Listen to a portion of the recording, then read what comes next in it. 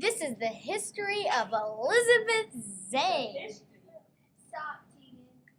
Elizabeth Zane was born on July 19th, 1759. She died August 23rd, 1823.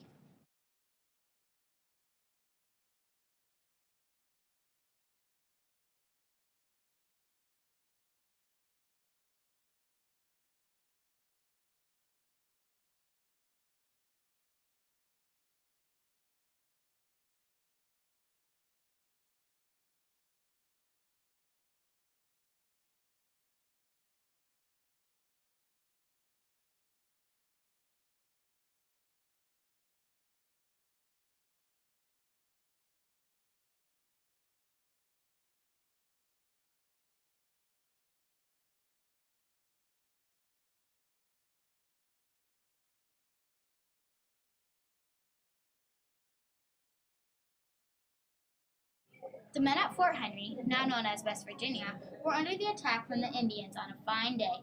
Late during the Revolutionary War, there was a shortage of gunpowder. With no men or any time to spare, Elizabeth told them that she would run to her brother's hoe house.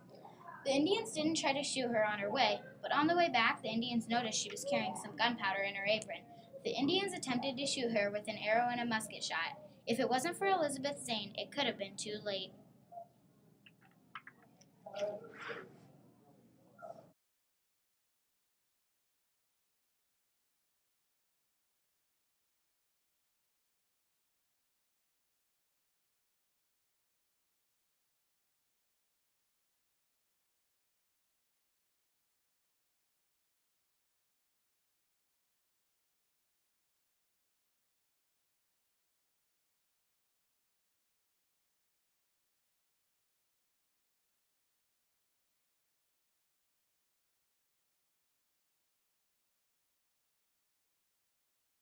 This is the history of Catherine Morbury. Catherine Morbury was born in 1752 and passed away in 1823.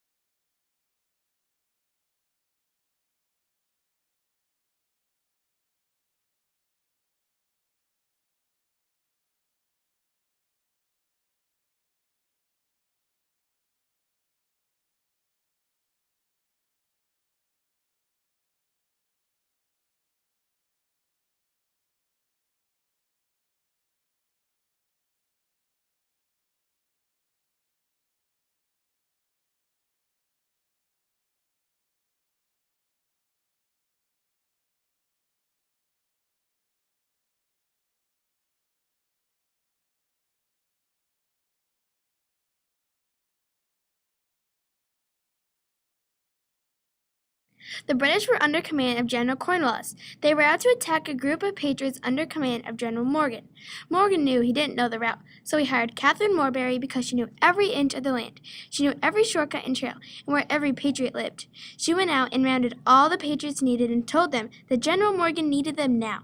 With her help, she helped the patriots lay a trap for the British.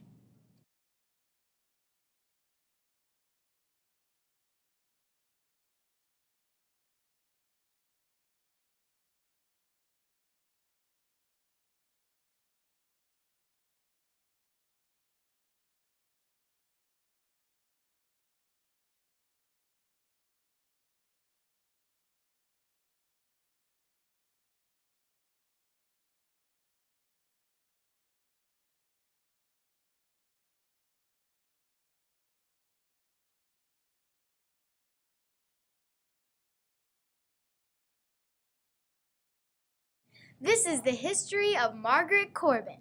Margaret Corbin was born November 12, 1751, in Franklin Country. She died January 16th in the 1800s by Highland Falls.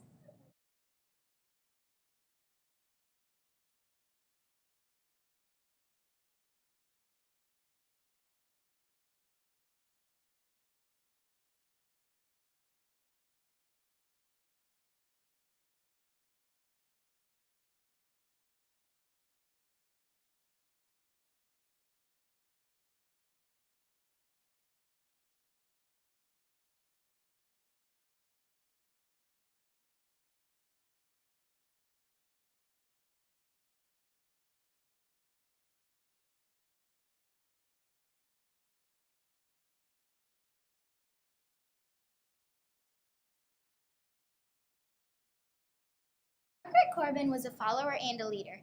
Many women were followers during the Revolutionary War.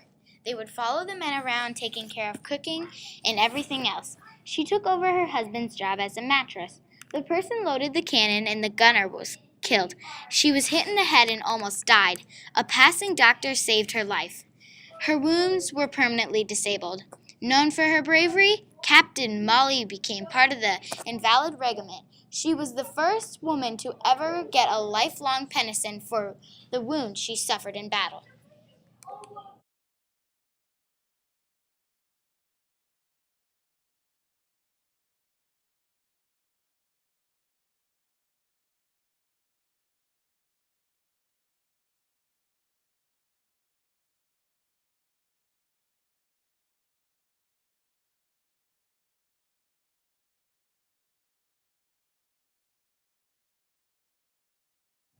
This is the history of Grace and Rachel Martin.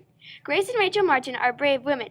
They were mad about how King George was treating the kids and the women, so one day they knew that the British had documents going to South Carolina, so they set off to get the documents. Then, when they heard the horses, they stopped the men and got the documents. They dressed in their husbands' clothes and waited for the British to come. They were lucky that it was night and not day. This helped the Patriots get important information in the British's plans.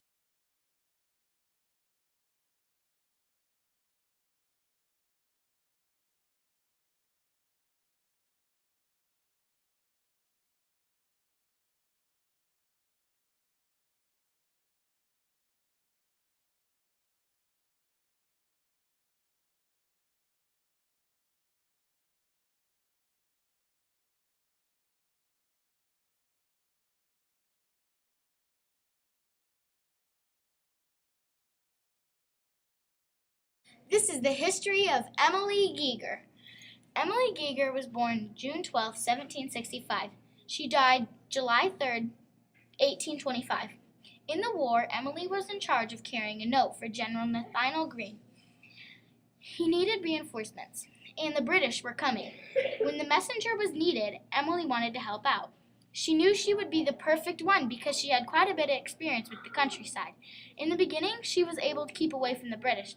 After a while, she started to feel unsafe. Then she was caught and questioned. The British had a feeling something was up, and that she was up to no good. Emily knew that she could not betray General Nathaniel Greene, so she ate the note that she was carrying. A paper meal saved the life of hers and many other men.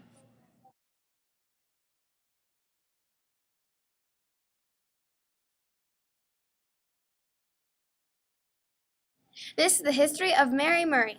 Mary Murray was born in Pennsylvania in June 7th, 1745, and she died in January 16th, 1826. Her and her family were Quakers. Mary helped the Americans, although her husband was loyal to the king. She knew the British had landed and were going to attack the Americans. She invited the British commander to her home so that the Americans could escape to New York safely. She helped effect the Revolutionary War because if she didn't have done that, then the British would have took them as slaves, and they would took all of their gunpowder.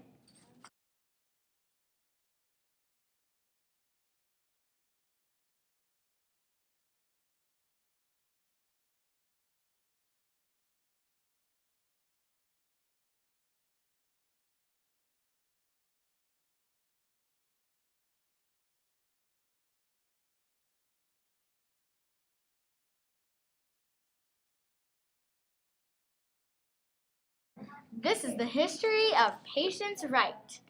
Patience Wright was born in 1725. She passed away on March 23rd, 1786. Have any of you ever been to a wax museum? Well, Patience Wright made wax sculptures into secret codes.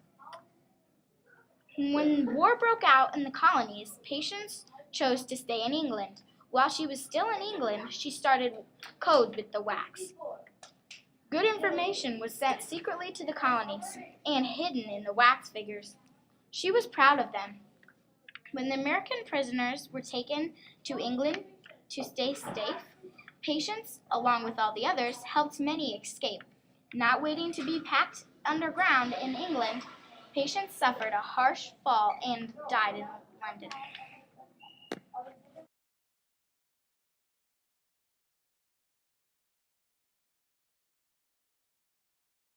This is the history of Lydia Darragh. Lydia Darragh was born in 1728 in the town of Dublin. She passed away December 28, 1789, in Philadelphia. Lydia was a Quaker. That means she was not allowed to get involved in the war. The British used her home as a place for meetings. At one of the meetings, Lydia heard a surprise attack on George Washington and his men at their camp. She then delivered the information to George Washington. She turned the British win into a loss. Through a prayer, she told herself that it was a good thing to do. If it wasn't for her, the Patriots would have known the British were coming and they would have lost their supplies and their men.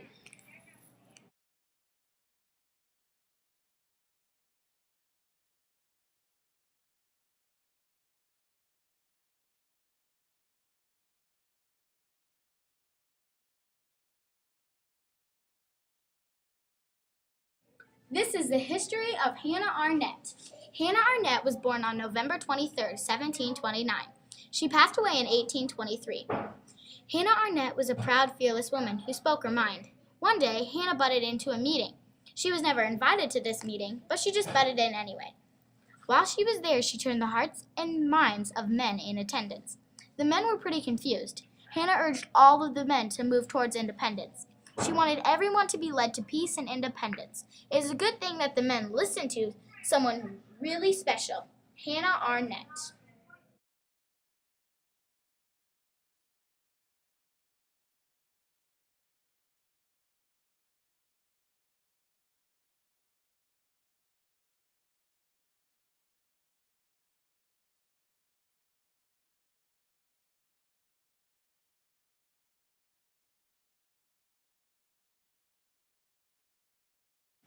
This is the history of Estuary. Estuary was born on October 22nd, 1746, in London, England. She died on September 18th, 1780. Estuary knew the soldiers were in need. She formed a Philadelphia Association with the women in Philadelphia. It was the largest women's organization in the Revolutionary War. The association was for the men fighting in the middle of the winter. They raised money to give to the Patriots.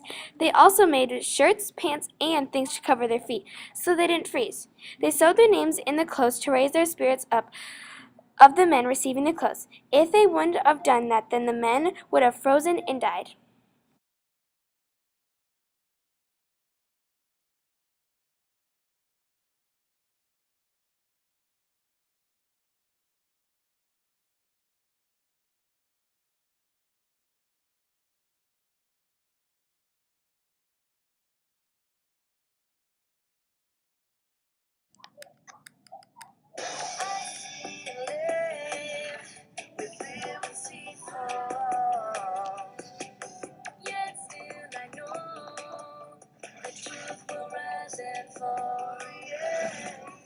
That's just the way it goes.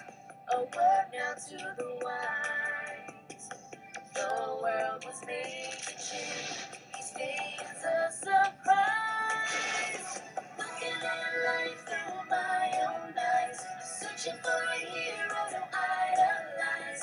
Feeling the pain as innocence dies. Looking at life my own eyes. I take my heart, it's battle. Give that freedom battle rattle. Get my independence sign, declare it on the dotted line. Let Philadelphia freedom ring and patriotic voices say red, white, blue, never give up. You represent America.